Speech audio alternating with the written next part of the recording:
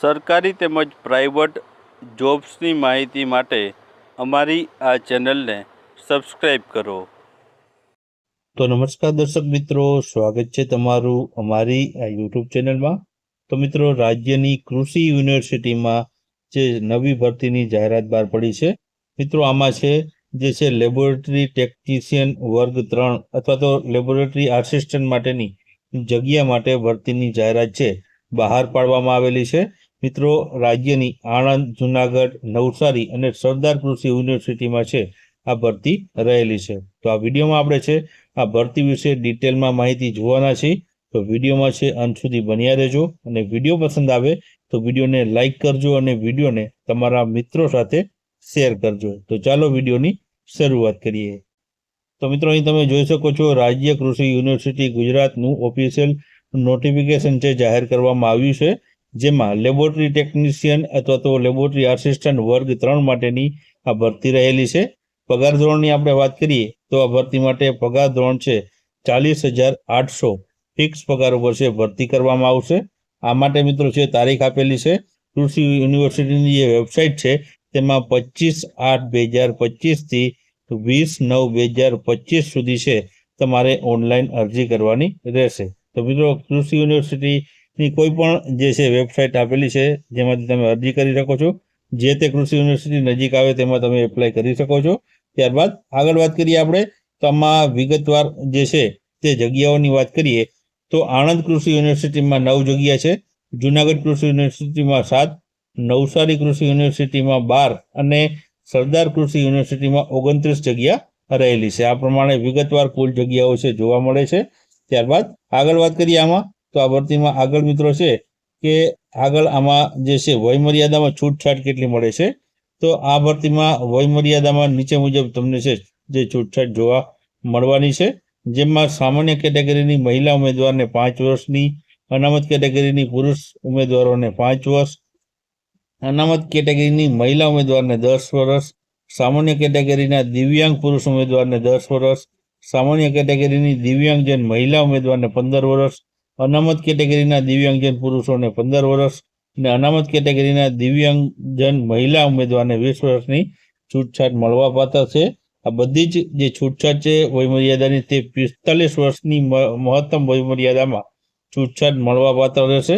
અને માજી સૈનિક ઉમેદવાર હશે તો તેને ઉપલી વયમર્યાદામાં તેઓએ બજાવેલા ફરજના સમયગાળા ઉપરાંત 3 વર્ષ સુધીની વધારાની છૂટછાટ જોવા મળશે. ત્યારબાદ આગળ આપણે વાત કરીએ તો આમાં શૈક્ષણિક લાયકાત આ ભરતી માટે શું રાખવામાં આવ્યું છે.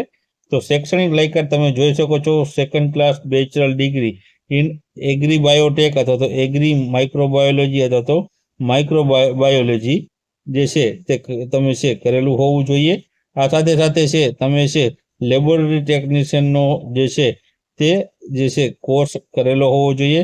આ ઉપરાંત તમે CCC પાસ કરેલું હોવું જોઈએ. તો આ પ્રમાણે મિત્રો 2nd ક્લાસમાં બેચલર ડિગ્રી હોવી ફરજિયાત છે. આમાં અલગ અલગ તમને આપેલા છે.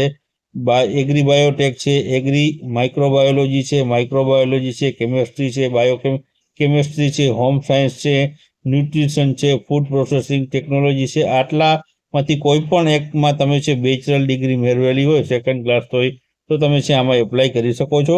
ત્યારબાદ આગળ વાત કરીએ આપણે, તો આગળ મિત્રો કે કોમ્પ્યુટરની જાણકારી હોવી જોઈએ. જેમ મિત્રો તમામ સરકારી ભરતીઓમાં કોમ્પ્યુટર અંગેની તમને જાણકારી હોવી જોઈએ. સાથે સાથે તમે જો કોઈ ડિપ્લોમા અથવા તો ડિગ્રી કોર્સ કોમ્પ્યુટરનો કરેલો હોય તો તમારે કોઈ પણ બીજા કોઈ CCC કરવાની જરૂર પડતી નથી. આ ઉપરાંત ધોરણ 10 અથવા ધોરણ 12માં તમે કોમ્પ્યુટર વિષય સાથે પાસ કરેલો હોય તો પણ તમારે કોઈ પણ પ્રકારનું CCCનું સર્ટિફિકેટ લેવાની જરૂર નથી. જો તમે આ બેમાંથી એક પણ ન ધરાવતા હોય તો તમારે તે બેઝિક નોલેજ અંગેનું પરીક્ષા પાસ કરવાની રહેશે કોમ્પ્યુટરની. ત્યારબાદ આગળ વાત કરીએ આપણે, તો આગળ મિત્રો અરજી ફી કેટલી રહેશે. તો અરજી ફીની વાત કરીએ તો બિન અનામત વર્ગના પુરુષ અને મહિલા ઉમેદવાર બંનેને 1,000 રૂપિયા fee plus bank transaction charge આપવાના રહેશે. ત્યારબાદ અનામત કેટેગરીમાં વાત કરીએ તો પુરુષ અને મહિલા ઉમેદવાર બંનેને જેમાં EWS, SC, ST અને SCBCનો સમાવેશ થાય છે તેને 250 પ્લસ બેંક ટ્રાન્ઝેક્શન ફી ભરવાની રહેશે. જ્યારે દિવ્યાંગ ઉમેદવારોએ 250 રૂપિયા પ્લસ બેંક ચાર્જીસ જે છે ટ્રાન્ઝેક્શન તે ભરવાના રહેશે અને માજી સૈનિકને છે કોઈ પણ પ્રકારની ફી ભરવાની રહેતી નથી. ત્યારબાદ આગળ વાત કરીએ આપણે તો આનું પરીક્ષા પદ્ધતિ કઈ રીતના રહેશે. તો પરીક્ષા પદ્ધતિ વિશે વાત કરીએ તો 2 જે છે પાર્ટમાં આની પરીક્ષા લેવામાં આવશે. પાર્ટ એ અને પાર્ટ બી જે હાલ જે છે ગૌણ સેવા દ્વારા લેવામાં આવતી હોય છે તે મુજબની આ પરીક્ષા પદ્ધતિ છે તે રહેલી છે. કોમ્પ્યુટર છે એમસીક્યુ આધાર પ્રકારની મિત્રો પરીક્ષા રહેશે. તમારે છે જે છે એમસીક્યુ પ્રશ્ન જે છે કોમ્પ્યુટર બેઝ રિસ્પોન્સ CBRT જે છે તે મિત્રો તમારે છે આપવાની રહેશે. જેમાં તમને 4 ઓપ્શન આપવામાં આવશે તે પ્રકારની પરીક્ષા આપવાની રહેશે. તેમાં જે છે અભ્યાસક્રમ છે તે આ પ્રમાણે રહેશે. જે છે તાર્કિક કસોટી તથા ડેટા ઇન્ટરપ્રેશનના 30 ગુણ ને ગાણિતિક કસોટીના 30 ગુણ એમ 60 ગુણનો પાર્ટ એ રહેશે. પાર્ટ બી ની વાત કરીએ તો તેમાં છે ભારતનું બંધારણ, વર્તમાન પ્રવાહો, ગુજરાતી અને અંગ્રેજી કોમ્પ્રિહેન્શન તેના 30 ગુણના પ્રશ્ન અને સંબંધિત વિષય અને તેને ઉપયોગિતાને લગતા પ્રશ્ન 120 ગુણના. તો પાર્ટ બીમાં છે તે તમને 150 માર્કનું જે છે પેપર જે છે રહેશે. બંને મિત્રો છે સાથે જ હશે. પાર્ટ એ અને પાર્ટ બી તે રીતના પેપર તમારે આપવાનું રહેશે.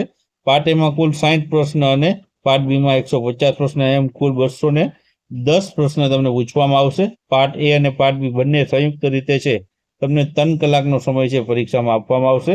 મિત્રો પાર્ટ એ અને પાર્ટ બી નું સ્વતંત્ર જે છે ક્વોલિફિકેશન સ્ટાન્ડર્ડ છે એટલે કે જે છે તમારે પાર્ટ એ અને પાર્ટ બી બંને પરીક્ષામાં છે લઘુત્તમ લાયકી ધોરણ સાથે પાસ કરવાનું રહેશે. એટલે કે 40% ગુણ છે બંનેમાં તમારે જે છે મેળવવાના રહેશે. આ પ્રમાણે મિત્રો છે પરીક્ષાની પદ્ધતિ છે. પાર્ટ બીમાં મિત્રો છે 210 ગુણમાંથી ઉમેદવારને મેળવેલા ગુણને આધારે પસંદગી કરવામાં આવશે. પાર્ટ એ અને પાર્ટ બીના બંને ગુણોના આધારે મિત્રો આમાં 0.25 જે છે નેગેટિવ માર્કિંગ જોવા મળશે. ખોટા અથવા તો વધારે ટીક કરેલા હશે તો તમારે છે નેગેટિવ માર્કિંગ છે આમાં રહેલી છે. અને ઈ વિકલ્પ પણ છે રહેશે. જેને ઉમેદવારને જવાબ ન આપવો હોય તો ઈ વિકલ્પ પણ ટીક કરી શકે છે. ત્યારબાદ અરજી કરવાની રીતની વાત કરીએ તો અરજી આપણે અગાઉ કહ્યું તે મુજબ 25/8/2025 થી 20/9/2025 દરમિયાન અહીં તમને કૃષિ યુનિવર્સિટીની વેબસાઇટો આપેલી છે www.aau.in અથવા તો www.jau.in અથવા તો www.nau.in અથવા તો www.sdau.edu.in આ 4 છે કૃષિ યુનિવર્સિટીની વેબસાઇટ છે. ત્યાંથી તમે છે તમારી ઓનલાઈન અરજી છે તે ભરી શકશો. 4 વેબસાઇટમાંથી તમે છે ભરી શકશો. ત્યારબાદ આગળ વાત કરીએ તો આગળ મિત્રો છે તમામ માહિતી આપણે આ વિડીયોમાં આવરી લીધી છે.